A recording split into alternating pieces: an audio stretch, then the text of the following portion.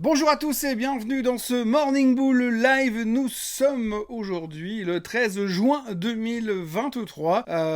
C'est assez impressionnant parce qu'on a l'impression qu'on est dans une situation assez spectaculaire. Spectaculaire parce que finalement on attend les chiffres du CPI aujourd'hui, les chiffres du PPI demain. La Fed commence à se réunir aujourd'hui et donnera ses indications sur les taux à partir de demain soir. Et donc nous on n'a pas forcément plus d'informations. Hier on n'a pas eu plus d'informations qu'on aura ce soir ou qu'on aura demain. On attend bien évidemment ces chiffres du CPI qui sont importants aujourd'hui pour pouvoir donner une tendance, mais on a l'impression que finalement le marché a déjà pris sa décision, le marché sait déjà, il sait que la Fed ne montera pas les taux demain et que tout ira bien dans le meilleur des mondes. Dans le pire des cas, la Fed montera peut-être les taux en juillet, mais c'est même pas sûr. Et puis alors après, évidemment, la prochaine fois qu'ils feront quelque chose sur les taux, c'est qu'ils vont les baisser. Donc forcément, si les taux baissent, eh bien c'est bullish pour la technologie. Et donc hier encore une fois, la techno a explosé, a fait part de son bonheur exacerbé d'être le meilleur endroit pour investir pour les 150 prochaines années. Tout était parfait à ce niveau-là et il n'y avait plus rien qui nous mettait en doute. Ce qui est assez extraordinaire finalement, c'est que on est capable, là maintenant, pratiquement de faire une réflexion d'investissement pour dans 6 à 9 mois quand les taux commenceront à baisser, s'ils commencent à baisser.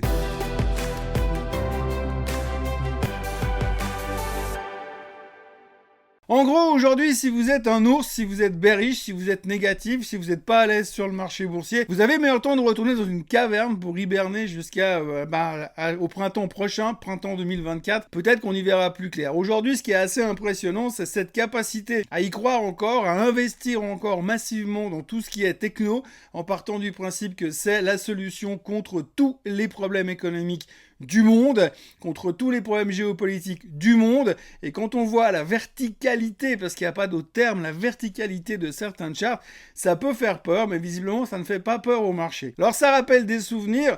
Pour les vieux, on va dire mars 2000, c'était un peu le même genre de comportement. Bon, ça avait commencé bien avant, ça a mis quand même 6-9 mois avant de se péter la figure, mais c'est vrai qu'aujourd'hui, on a quand même une espèce d'emballement général, alors que fondamentalement, on a quand même le sentiment que tout n'est pas réglé, mais c'est pas important. Quand vous voyez la résilience et la force de ce marché hier pour continuer à monter, eh bien, ça reste très impressionnant, et c'est clair que comme on est dans une phase où il y a quand même beaucoup de gens qui sont dans cette zone de fear of missing out, le fameux FOMO, eh bien forcément quand ça commence à monter comme ça, au bout d'un moment, à force de taper sur le clou, eh bien les gens continuent à acheter, continuent à suivre le mouvement. Alors aujourd'hui, on n'en sait pas plus que hier, on n'en sait pas plus que vendredi dernier, on en saura plus tout à l'heure à 14h30, mais visiblement le marché s'en moque parce qu'on est en plein boom de positivisme. Alors on va pas se plaindre parce qu'on est en plein boom de positivisme, c'est quand même beaucoup plus agréable que venir tous les jours en disant ouh c'est horrible, on va tous mourir et puis à mettre des cierges devant le portrait de Monsieur Roubini. Il est clair qu'aujourd'hui on est content que ça aille bien, on est content que ça monte. Après on peut se poser des questions sur la suite. Donc aujourd'hui la photo qu'on est en train de se faire par rapport au marché financier, c'est qu'on se dit bien aujourd'hui on sait que les taux sont en phase finale, oui, on n'est plus à 0,25% de hausse ou pas. Ce qu'on essaie de se dire, c'est que ce sera la dernière, où on approche en tout cas de cette fin de cycle de hausse des taux, et donc du coup, après, il y aura forcément que du bon. Il y a ce côté forcément technologie qui va bien. Alors, on est toujours extrêmement concentré sur les mêmes valeurs, Faut pas aller non plus croire qu'il y a tout le reste du marché qui bourre, C'est quelques valeurs qui cartonnent. Hier, on parlait de nouveau d'AMD. AMD qui est apparemment le nouveau concurrent, l'unique concurrent capable de faire du mal à Nvidia. Donc AMD montait. On a aussi eu Oracle qui avait des performances assez impressionnantes durant la séance, puisqu'à un certain moment, le titre montait de 7%. Et puis After Close, ils ont publié leurs résultats qui étaient bons, qui étaient meilleurs que les attentes. Mais surtout, le titre, la société annonçait que finalement, leurs résultats étaient bons. Grâce à qui ? Grâce à l'intelligence artificielle, et grâce à l'intelligence artificielle, Oracle prenait encore 3%. Alors vous me direz, c'est ridicule, 3% de hausse pour une boîte qui bénéficie de l'intelligence artificielle, mais c'est quand même toujours ça de prix. Sur la séance, le titre prend quasiment 10%. On va pas cracher dessus non plus. Et tout ça, encore une fois, grâce au miracle de l'intelligence artificielle. Oracle a terminé sa séance en hausse. On a Tesla aussi, qui aligne sa 12e séance consécutive. Je ne sais pas si c'est déjà arrivé à Tesla ces dernières années, mais 12e séance consécutive de hausse sur Tesla. Alors, on prend les mêmes arguments. Ils vont mettre à disposition leur réseau de superchargeurs aux autres marques. Ça va être super positif, ils vont prendre de l'argent dans tous les coins, c'est extraordinaire. En tout cas, Elon Musk jubile, ce qui est assez normal. Hier soir, il se moquait sur Twitter des hedge fund managers qui ont shorté Tesla 50% plus bas, forcément. Hein. C'est toujours rigolo de se moquer de ceux qui se font allumer sur ton propre titre. En tous les cas, eh bien, euphorie chez Tesla, euphorie chez AMD, euphorie chez Oracle. Et puis au milieu de tout ça, il y a un petit détail qui est assez intéressant quand même, parce qu'on dit toujours que eh bien, pour faire de la finance, pour faire de l'investissement, il faut être bien informé et qu'il y a toujours des gens mieux informés que les autres. Alors qui mieux informés que les autres, que les propres fondateurs de leur propre société? Amazon.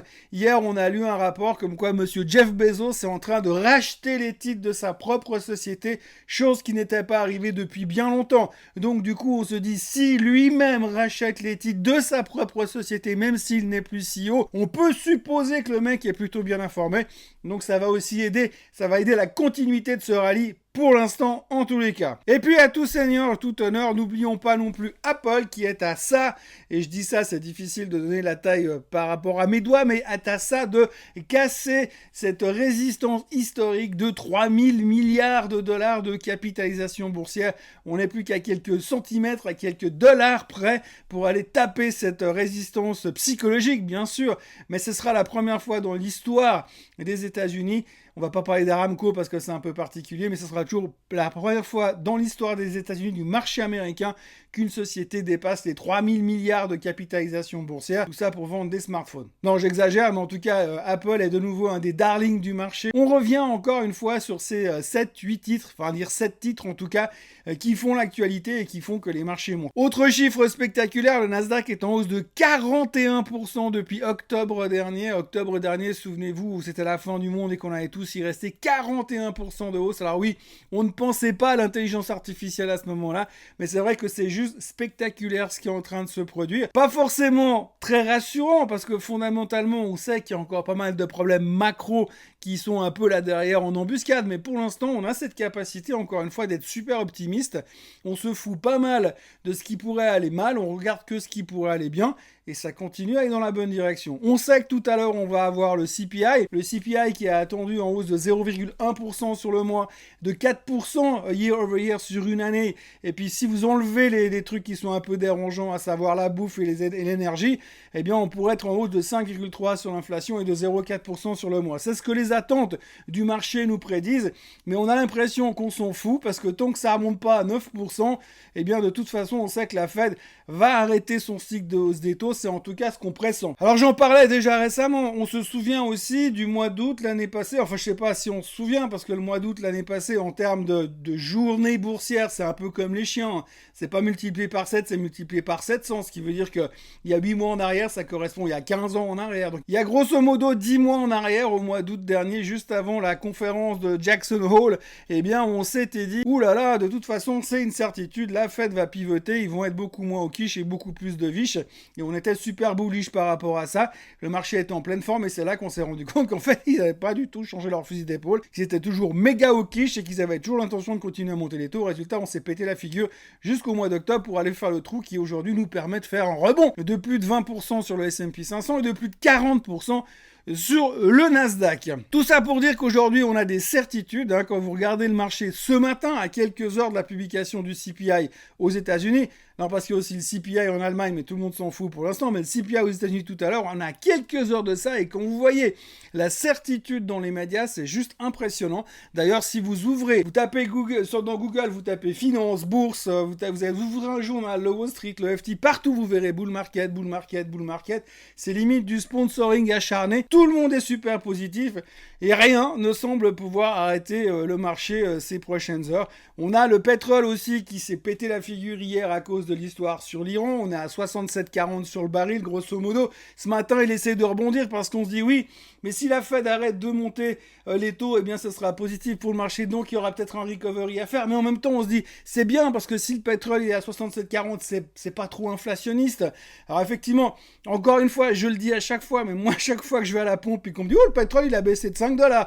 Bah ça se voit pas à la pompe. Oui, mais tu comprends, c'est à cause des taxes, puis c'est à cause que les gars, ils ont payé le pétrole plus cher, donc ils nous répercutent. Mais un jour, ça baissera. Ouais, on sait pas trop quand, mais en tout cas, pour l'instant, j'ai pas l'impression que le pétrole est au plus haut de tous les temps. Par contre, l'essence, elle l'est. Donc il y a quelqu'un qui doit se prendre un fou au passage, mais là n'est pas l'histoire. En tous les cas, pour l'instant, ce qu'on voit pour l'instant, c'est qu'on essaie de jouer un rebond sur le pétrole, mais c'est pas encore ça. Par contre, de l'autre côté, on a l'Asie qui est en pleine forme, enfin surtout le Japon. Hein. Le Japon est au plus haut depuis 1990. Depuis juillet 1990, on n'était plus allé à ces niveaux sur le Japon. Je me souviens encore quand j'ai vu ces niveaux-là, c'était vraiment historique pour moi. 1990, jamais vu des niveaux pareils. Et là, tout le monde, mais alors tout le monde est devenu super bullish sur le Japon. Tous les arguments sont là, présents dans la nature.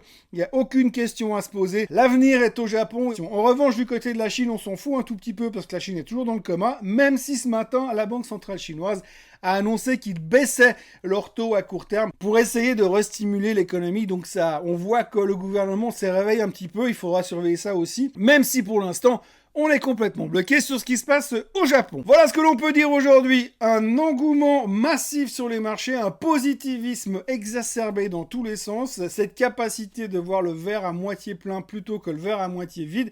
Il n'y a pas de raison d'avoir peur parce qu'on sait exactement ce qui va se passer. Le CPI devrait être plus ou moins là sur les chiffres qu'on attendait cet après-midi. Demain, la Fed ne fera rien et c'est même pas sûr qu'il fasse quelque chose en juillet. C'est bon et ça fait vraiment plaisir de savoir autant de choses en avance. Moi, je vous encourage à liker cette vidéo, je vous encourage à vous abonner à la chaîne Swissquote en français. Et je rappelle aussi que ce soir, à 18h, il y aura un webinaire chez Swissquote avec mon associé d'investir.ch, Marco Rastaldi. Nous parlerons chaussures de sport, bien sûr en parlant de On et d'Adidas. Vous pouvez vous inscrire avec le lien qui est en dessous de cette vidéo pour participer au webinaire gratuit ce soir. Et je vous rappelle encore une fois que jeudi, à 12h30, il y aura le Trading Day au BFM à Genève. Là aussi, je vous attends présent et en forme pour discuter marché, finance et avenir du monde libre. Passez une excellente journée et on se voit demain pour un nouveau Morning Bull Live. Bye bye.